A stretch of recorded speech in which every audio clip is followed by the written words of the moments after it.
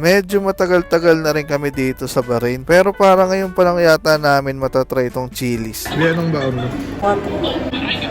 Yung nachos nila dito tol, unlimited. Di ko lang alam kung may time limit, di naman nila nabanggit. Pero ang sarap ng nachos nila dito mga tol, pati yung salsa tsaka yung guacamole dip.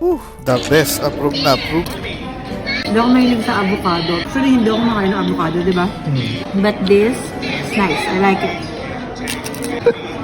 Tapos dumating na yung salad at burger namin mga pre. Quesadilla, explosion salad at chicken burger mga tol. Sarap nung salad, ang lambot ng chicken. Tapos yung quesadilla ang cheesy, tas medyo malutong din. Syempre, fresh din yung mga dahon-dahon nila dito mga tol.